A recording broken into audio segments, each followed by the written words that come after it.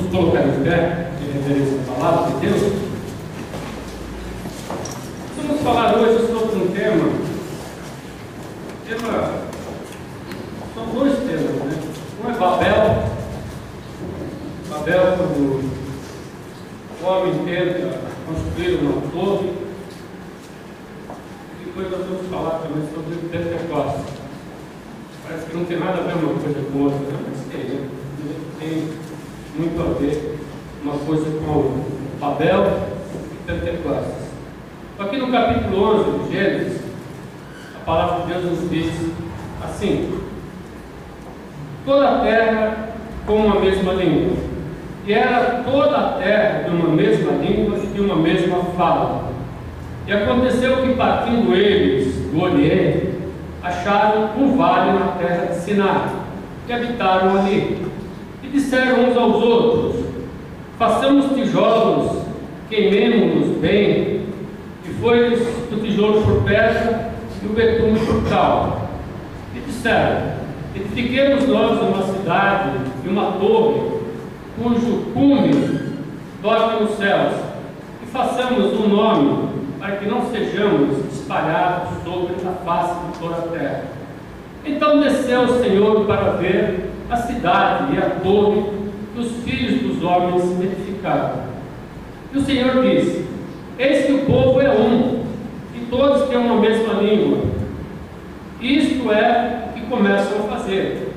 E agora não haverá restrição para tudo o que eles intentarem fazer. Desçamos e confundamos ali a sua língua, para que não entenda um a língua do outro. Assim o Senhor os espalhou dali sobre a face de toda a terra, e cessaram de edificar a cidade. Por isso se chamou o seu nome Babel, porquanto ali confundiu o Senhor a língua de toda a terra, e dali os espalhou sobre toda a face da terra. Até aqui. Depois nós vamos ler Atos 2, mas mais um pouquinho mais para frente. Pastor Videira, olha, por favor, para que o Senhor venha nos abençoar através dessa palavra. O Senhor abençoa a palavra que vai ser anunciada agora, que vai ser pregada, sempre pelo Santo Espírito. Nós queremos interceder. O Senhor vai nos usa a vida agora do pastor Hélio, sobre Isaías, como mensagem da palavra, toda a graça que abençoe a todos. Essa igreja, que estamos pedindo em nome de Jesus. Amém. Deus nos possa sentar. Desde o capítulo 1 de Gênesis, nós vamos ver que tem duas classes de pessoas, né? Desde quando o Senhor ele forma Adão e Eva, e logo os dois filhos de Adão, Abel e Caim, são duas classes de pessoas. Uma espiritual e outra carnal. Um é muito voltado para as coisas de Deus, ele é atraído para as coisas espirituais, e o outro é atraído para as coisas materiais. Um é mais voltado para o egoísmo, o outro é mais voltado para a comunidade, para a comunhão. Um é mais voltado para querer as coisas só para ele, o outro está preocupado com o bem-estar de todos. Nós vamos ver que o Senhor aceita o sacrifício de Abel e rejeita o sacrifício, a oferta de Caim, e Caim, por inveja, por ira, ele mata Abel. Logo que ele sai da casa do pai dele, uma das primeiras coisas que a Bíblia nos fala ali logo nos primeiros capítulos, que ele edifica uma cidade. Caim edifica uma cidade e coloca o nome da cidade, o nome do filho dele. Então, um materialista, um egoísta, um prepotente, uma pessoa carnal, sem nada, podemos dizer, espiritual, muito pouco espiritual. Nós vamos ver que um pouco mais adiante, antes de chegar no capítulo 11, a terra se enche de violência. Se enche de violência. Quando tem violência, porque de novo tem a competição, tem o egoísmo, nasce do egoísmo. Pessoas que acham que aquilo que ela tem é dela, que ela é melhor que o outro, ela não aceita a posição de outros, ela quer que prevaleça a opinião dela, então ela começa a se tornar violenta, competitiva, o ódio aparece, a injustiça prevalece, E assim por Deus, né? E Deus olha e vê a terra num caos, e ele vem e julga a terra, ali no capítulo que fala de Noé, capítulo 6, 7, ele julga e manda o dilúvio. E logo em seguida ele chama Abraão, e ele diz para Abraão que Abraão seria pai de muitas famílias, seria uma grande nação, todas as famílias da terra seriam abençoadas através de Abraão. Então, novamente, o projeto de Deus unificasse os povos, unificasse as pessoas através de Abraão. Vamos ver que aqui no capítulo 11, novamente, o homem começa a tentar prevalecer, ele já começa a crescer o seu ego novamente, ele já começa a juntar as pessoas em volta dele e já começa a querer construir uma torre que ela fique bem alta, que ela toque aos céus, e para que o nome dele seja um nome bem conhecido. Então, novamente, a prepotência, o egoísmo, a soberba, o orgulho no coração do homem. E Deus olha aquilo que o homem está fazendo e não se agrada novamente, e ali ele desce e diz: não pode continuar assim.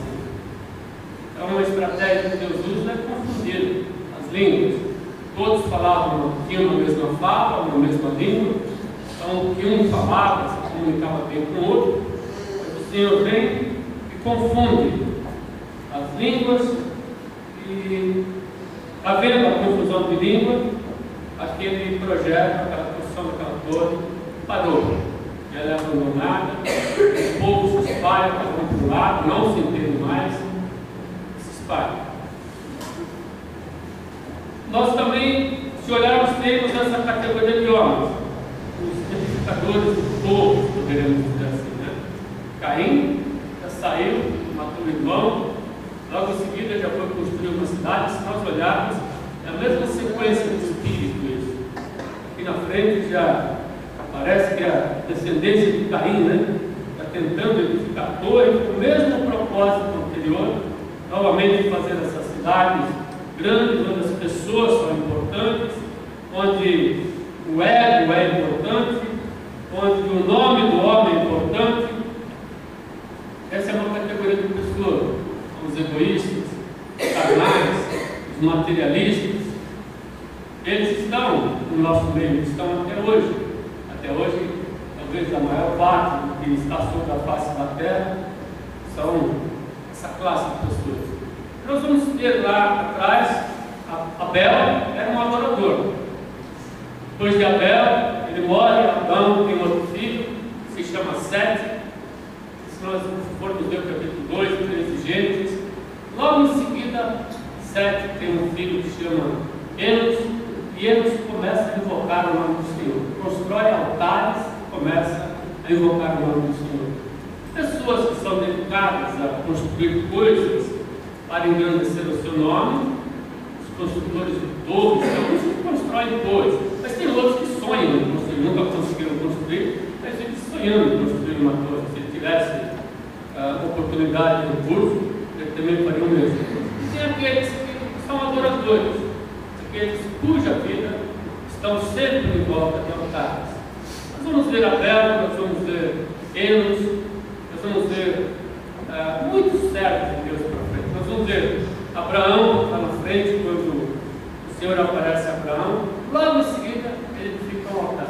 Deus faz uma promessa para ele, ele edifica um altar e adora a Deus. Deus manda ele para tal lugar, ele chega lá em Siquém, ele edifica um altar e adora a Deus. Nós olharmos a vida de Jacó, da mesma maneira.